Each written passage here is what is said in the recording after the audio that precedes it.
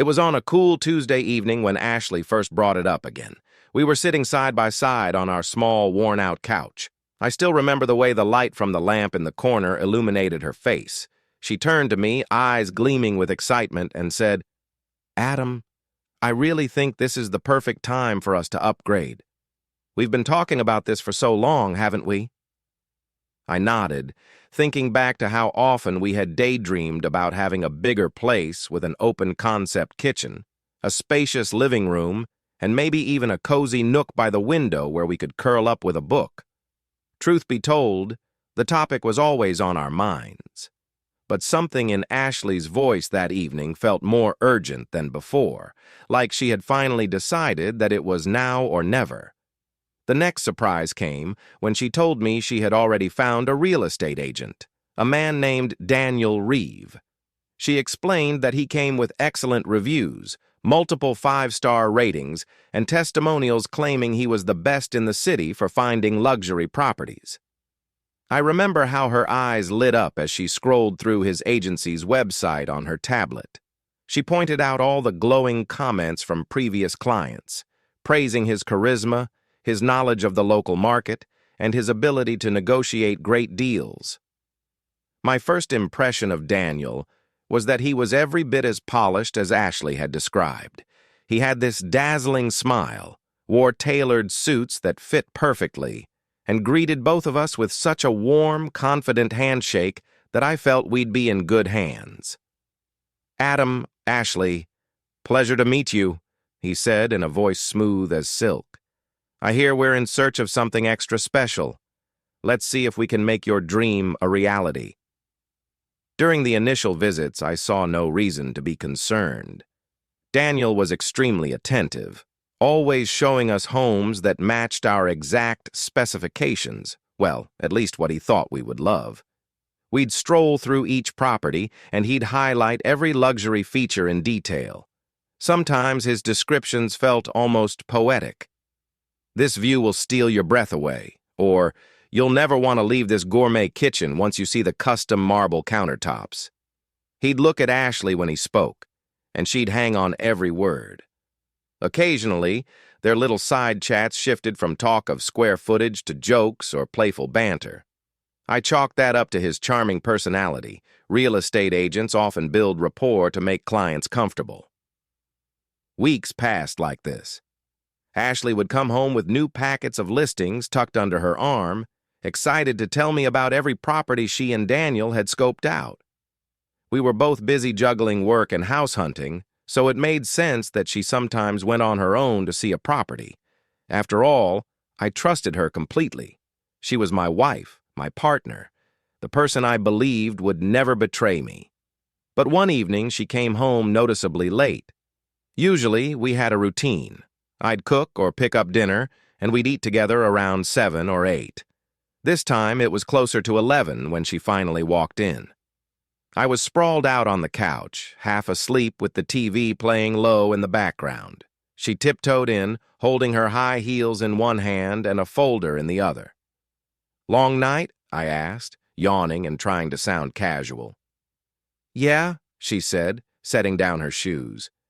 "Daniel wanted to go over some paperwork for that Kensington property we looked at a while back. It's such a good deal, but we have to act fast." I noticed she avoided eye contact before disappearing into the kitchen. It was a small thing, but my gut told me something was off. Still, I pushed that feeling aside. After all, we'd been working toward this big dream for years. If we'd found a property that checked all the boxes, maybe the rush was justified. Maybe Daniel was just that kind of realtor, dedicated, thorough, and determined to secure the best deals. Over the following weeks, I started noticing more unusual behaviors. For one, Ashley was on her phone nearly all the time. It wasn't just light scrolling on social media. She was typing out long messages, occasionally letting out a soft laugh. Whenever I asked what was so funny, she'd give me quick answers. "Oh, nothing. Just more listings Daniel sent. He's hilarious, always making jokes in the messages." The more she laughed, the more I felt something was off.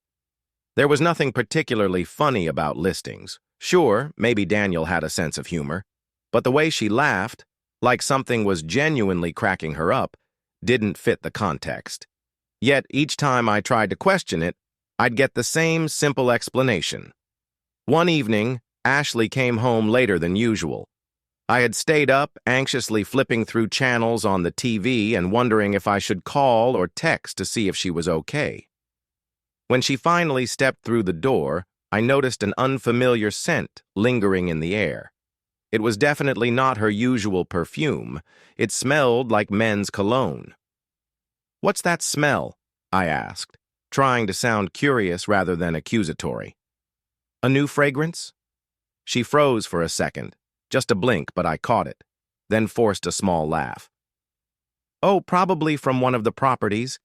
You know how some of those high-end homes have scented candles, or maybe the previous occupant left a strong cologne lingering?" I nodded, but a knot formed in my stomach. The explanation felt shaky. Regardless, I told myself to stay calm. Doubts can poison a relationship if you let them run wild, and I didn't want to become the paranoid spouse who mistrusted every little thing. Over time, though, the evidence started to pile up. Her late nights became more frequent, and each time she'd come home, she seemed to be filled with a strange mixture of excitement and guilt. She'd be overly nice to me, bringing me coffee, offering to do chores she normally hated, almost as if she wanted to cover something up. Eventually, the moment I dreaded arrived on a quiet Saturday afternoon. I was going over some bills at the dining room table while Ashley was upstairs, supposedly getting ready to go view a few more properties with Daniel. Her phone, which she had left charging on the kitchen counter, buzzed. I glanced over and saw the name, Daniel Reeve, on the screen. My heartbeat quickened. Part of me screamed that I should trust her, give her privacy, and leave it alone. But a stronger part of me, the part that felt increasingly suspicious, told me I needed to look. Ever so slowly, I walked over and picked up her phone. The message preview read, "Last night was incredible. I can't stop thinking about it. Can't wait for tonight." My mind whirled. Last night? She'd told me she was with Daniel, sure, but only to look at a property. That message made it sound like something else. Before I could read more, I heard Ashley's footsteps on the stairs. In a panic, I placed the phone back exactly where I found it, trying to keep my face neutral. She appeared moments later, a cheerful smile on her face as she grabbed the phone. "Hey, Adam. I'll probably be gone most of the day. These showings can be long. Don't wait up, okay?" I forced a tight smile. "Sure. See you later." When she left, I felt as though my entire world had just caved in. Cheating was something I never imagined Ashley would do, especially with someone like Daniel, our realtor, the man supposed to help us find a new chapter in life. And yet, that text was pretty clear. I collapsed onto the couch, trying to process it all. It didn't take long for me to decide what I had to do next. My emotions ranged from heartbreak to anger, from confusion to a burning need for proof. Maybe a part of me still wanted to be wrong, to find out this was some wild misunderstanding. So, against every principle of trust I once held, I grabbed my keys and got into my car to follow her. I trailed her carefully, staying a few cars behind so she wouldn't recognize my vehicle. We drove through a part of the city lined with upscale residences, the kind of luxurious homes that boasted expansive lawns, designer interiors, and hefty price tags. She eventually turned into the driveway of a house I didn't recognize. A modern-looking place with large windows and sleek architecture. I parked down the street, heart pounding in my chest. I watched as she stepped out of her car and smoothed her dress, checking her phone. Moments later, the front door opened, revealing Daniel. Even from a distance, I could see his winning grin. My stomach turned. Then, without hesitation, they kissed. I felt my breath catch in my throat. There was no ambiguity, no friendly hug or polite cheek peck. This was a romantic, intimate kiss. My hands began to shake. In a surge of adrenaline, I pulled out my phone and took a few photos, needing to document the proof I had just witnessed. They entered the house together, apparently unaware of anyone watching from outside. After giving them a few minutes, I stepped out of my car, creeping up to the house with trembling steps. I told myself I just needed more evidence, to be absolutely sure there was no possible other explanation. I found a vantage point on the side of the house near a wide glass door leading into the living room. The scene inside was worse than I could have imagined. Ashley and Daniel were all over each other, pulling off clothes and sharing a passion that was supposed to be reserved for husband and wife. They never even bothered to draw the curtains. I felt nauseous, like I might be sick right there on the lawn. Even though I hated every second of it, I hit the record button on my phone's camera. The anger surging within me was matched only by the deep betrayal I felt in my chest. How long had this been going on? When had Ashley decided that our marriage wasn't enough, that I wasn't enough? I couldn't watch for long. After getting enough footage, I eased back to my car, driving away before they could realize I was there. The entire drive home was a blur. A storm of emotions raged inside me, and I kept replaying the images in my head. Every time I imagined Ashley with Daniel, my hands tightened on the steering wheel, and my eyes burned with tears I fought to keep in. At home, I paced the living room for what felt like hours. 1,000 questions spiraled through my mind. Should I confront her immediately? Throw her out of the house? Demand an explanation? Or was it better to play it cool, gather more evidence, and protect myself legally? My rational side eventually took over. I knew what I had to do. This marriage was over, that much was clear. But if I acted impulsively, I might end up losing a lot in the divorce. I wanted the upper hand, especially since I had done nothing wrong. So I decided the best first step was to call a lawyer. Ashley came home late that night, cheerful as if she'd had just another routine day at showings. She didn't suspect a thing. She greeted me like normal. "Hey, babe, I'm back. It's so late. Sorry about that. I hope you ate without me?" "Yeah, I did," I replied, feigning a tired look. "Just had some stuff to do around here." She asked no further questions. Maybe guilt was eating away at her, or maybe she was relieved I wasn't probing. In any case, we both went to bed that night in silence, lying side by side but feeling 1,000 miles apart. The very next morning, I found myself in a sleek downtown office explaining my predicament to a well-reputed divorce attorney. I laid out the screenshots, text messages, and videos. Her expression hardened with sympathy as she took notes. "You have significant evidence," she told me. "Legally speaking, this puts you in a strong position, especially if you're seeking a favorable divorce settlement and want to argue misconduct on her part." I felt both relief and sorrow. Relief because I had a path forward. Sorrow because it was a stark confirmation that my marriage really was over. The lawyer laid out various strategies. We talked about alimony, property division, and emotional distress. By the end of the consultation, I had a solid plan. I would proceed with filing for divorce, gather any remaining financial documents, and prepare for a confrontation when the time was right. Back at home, I had to pretend that everything was still fine. It was, in many ways, the hardest act I'd ever put on. Every time I looked at Ashley, I felt a pang of sadness and anger. I couldn't bear to imagine her meeting Daniel after I'd learned the truth. But I also knew I had to stay calm and keep my intentions hidden for just a bit longer. It was agonizing. She would text him across the room, sometimes letting out that same little laugh that used to light up my world. Now it just made my blood boil. I had nightmares about their encounters, waking up in a cold sweat to find her lying next to me, breathing evenly in her sleep. Meanwhile, Daniel kept popping up in conversation. "Daniel says the market's going to shift soon," or "Daniel found another potential property." Each mention was another twist of the knife. Yet, I managed to appear supportive, nodding politely, and telling Ashley to do what she thought best. I didn't have to wait too long for the perfect moment to confront them. A couple of weeks after I discovered the affair, Daniel was scheduled to host an open house event for a luxury property, a massive mansion on the market for wealthy buyers. Ashley planned to attend, and, to my surprise, she suggested I come along too. My guess was that Daniel hadn't told her no spouses allowed, or that he wanted her alone, so Ashley probably saw it as a chance to keep up appearances. On the day of the open house, I got dressed in my nicest shirt and pants, a facade of excitement on my face. Ashley seemed a bit nervous, but she didn't say anything about it.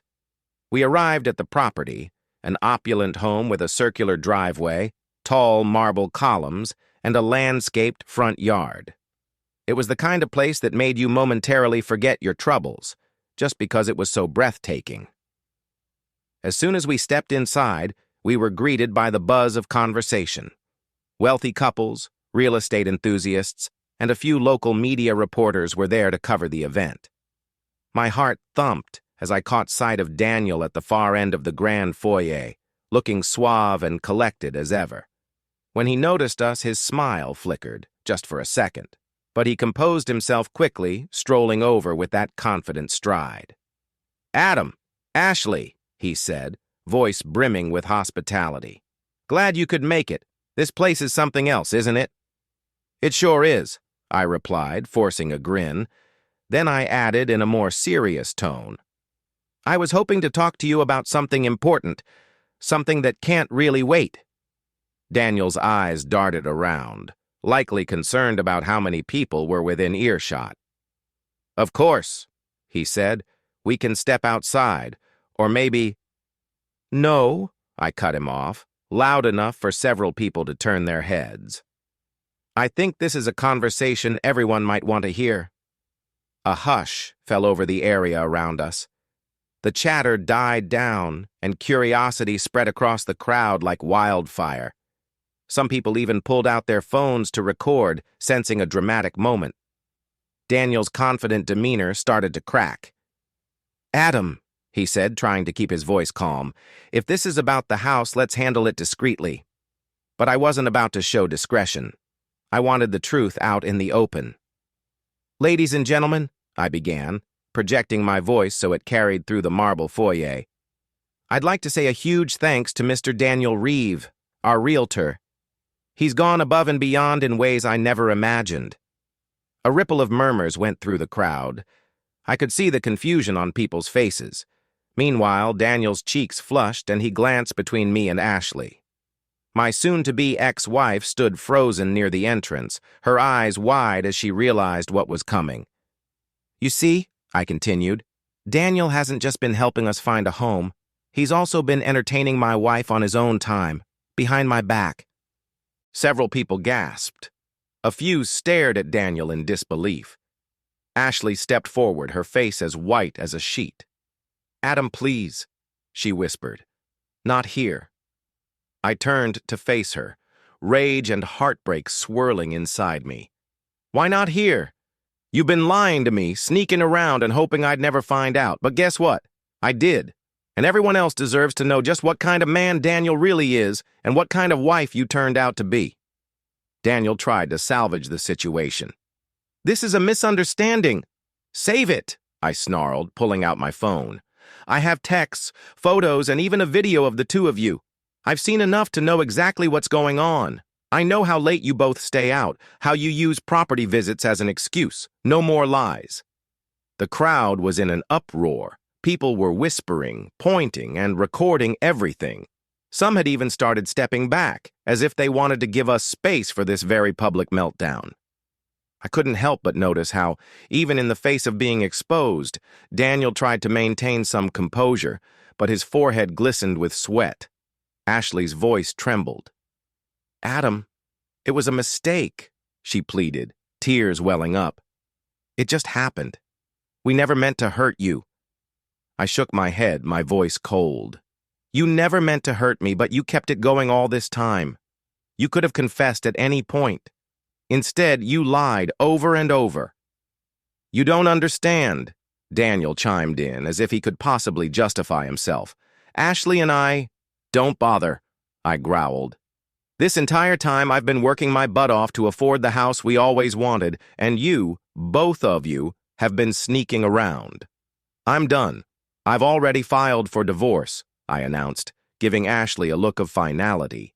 And as for you, Daniel, be prepared to hear from my lawyer about a lawsuit for emotional distress and professional misconduct. Daniel's face went pale. He opened his mouth to protest, but I didn't give him the chance. I turned on my heel and walked out of that opulent mansion with my head held high, tears threatening to spill, but my pride barely intact. In the days that followed, the story spread. A few people had recorded the confrontation, and those videos made the rounds on social media. It became a scandal in our local real estate community. Daniel's reputation took a nosedive. Clients withdrew their listings, and the agency he worked for quickly cut ties with him to avoid further controversy. As for Ashley, she moved out of our townhouse soon after. She tried to apologize over and over, sending me long texts and leaving voicemails. She claimed she still loved me, that she regretted her actions, that she was confused and made a terrible mistake. But every word felt empty. I couldn't unsee what I had witnessed. Her in his arms, her phone lighting up with flirty messages, the smell of his cologne on her clothes. The divorce was swift and uncontested. My lawyer leveraged the evidence I had, ensuring Ashley would receive next to nothing for breaking our vows so thoroughly. I was heartbroken, yes, but also resolute. I wouldn't let her walk away with the benefits of our joint savings when she had treated me like a fool. Meanwhile, Daniel faced a lawsuit from me. Armed with texts, photographs, and video proof of how he'd conducted himself in a wildly unprofessional manner with a client's spouse, I had enough to make a strong case. His real estate license was revoked, and he ended up facing severe financial penalties as well. In the aftermath, I found myself alone in our once cozy townhouse, surrounded by memories that felt tainted by the betrayal. I saw the couch where Ashley and I had first spoken about the dream home. I saw the dining table where she'd shown me listing after listing on her tablet. And each time, the pain cut deep. But I also felt a strange sense of relief, because now I knew the truth, and I was finally free from living that lie.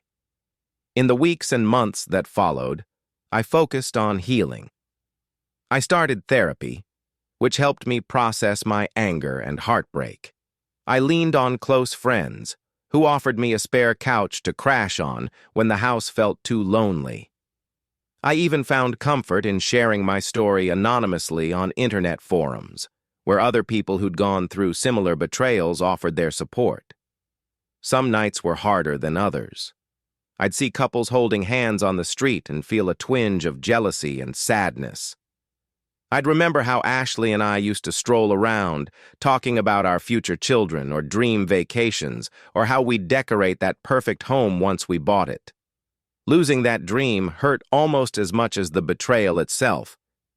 But as time passed, I realized that my life wasn't over. I still had my career, my health, and my ability to rebuild. The pain began to fade, replaced by determination. I promised myself that I would never again ignore the red flags waving right in front of my face. I sought new hobbies to fill the gaps in my life, took up fitness more seriously, started learning how to cook more elaborate meals, and spent my weekends exploring parts of the city I'd never visited. A couple of people from work invited me to social gatherings, and while I wasn't ready to date, it felt good to be around friends, sharing laughter instead of simmering in my own thoughts. One day, I got a letter from Ashley. It was a heartfelt apology, many pages long. She wrote about how she'd made a terrible mistake, how she hadn't appreciated what she had until she lost it, and how she was riddled with guilt.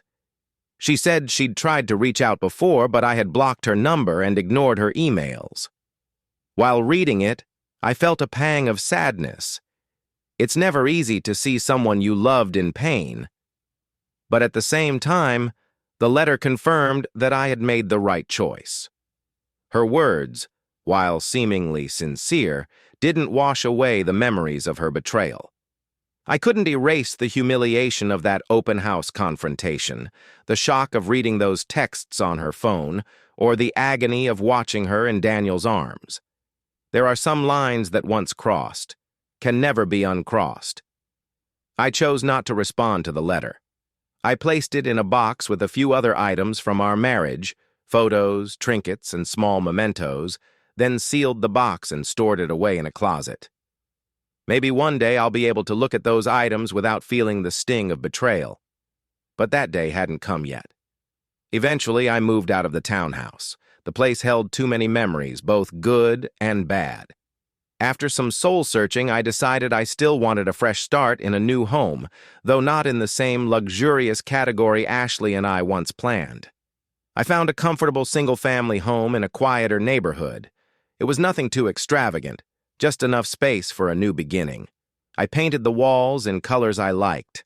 I bought furniture that suited my tastes, not having to compromise with anyone else's preferences. Slowly, I made this new house feel like a home, my home, free of the shadows of betrayal. Friends started coming over for small housewarming get-togethers.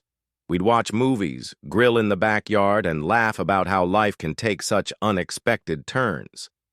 With each gathering, I felt my heart lightening. The bitterness began to ease, replaced by a cautious optimism. Looking back, I see that Ashley's affair with Daniel was a waking nightmare. It shattered my trust and forced me to confront truths I never wanted to face. But it also pushed me to stand up for myself, to fight for my own dignity, and to learn to trust my instincts. If there's one lesson I carry forward, it's this: never ignore your intuition.